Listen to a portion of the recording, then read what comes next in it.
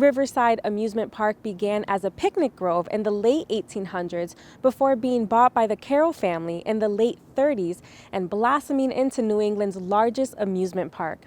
Riverside was considered a family park and still has fond memories for many in the region as a place for fun, relaxation, and in many cases, summer employment. Connecting Point producer Dave Fraser talks with the local historian to learn the history of the park and to reminisce about a bygone era.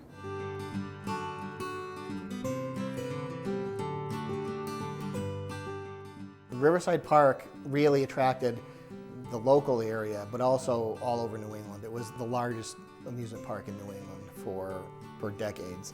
Riverside was known as Gallup's Grove back in the 1850s. It was a picnic grove that people came down from Springfield, and at that time, the few miles from Springfield was really going out into the country. So it was on the river, and the cool breeze was a nice place for people to spend their Sunday afternoons. It was a 300-foot diameter pool. When it opened, it was the Riverside Park Natatorium, and that soon became known as Lake Take-A-Dip. Charged $25 for a towel and a bathing suit rental.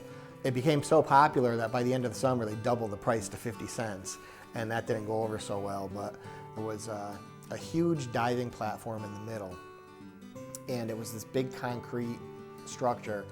And after the pool had been filled in, that was in the middle of the parking lot at Riverside Park up until the 1990s. People didn't know what it was because it was just this giant concrete thing. They just thought it was some kind of tower base or something, but it was actually the diving platform from the pool that had been filled in. Ed Carroll was managing the drive-in theater that was on the park, and in 1939 he bought Riverside Park, and he started working on getting rides. He bought the Thunderbolt and had it rebuilt in Agawam. Riverside had pretty much everything. They had a bowling alley, they had the skating rink, they had the roller coasters, they had dancing. Riverside Park was a destination. We'll give you that feeling, a good, happy feeling. Ed Carroll would go out to California every year and see what was the latest and greatest. And he really used Disneyland as a model for Riverside Park. When the monorail was built at Riverside Park, it was the only monorail outside of Disneyland in the country. At the time, there was no admission to get into the park, so to get people into the park, they had free shows. So he would scout celebrities, singing groups.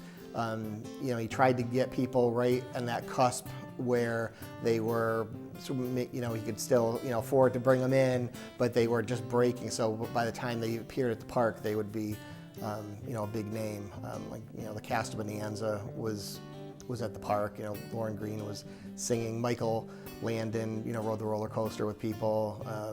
So it was, Lassie came out to the park. So people really have a lot of memories of the shows that were out there also, and that got people into the park, and then they would buy their tickets to, do the rides. The racetrack operated for over 50 years. They had the races on Saturday nights. They had the demolition derbies. They had all, people, they followed the drivers. It was a regular tradition, and everyone knew the racetrack. Whether you went to the track or not, you knew it was around, and it was part of this area.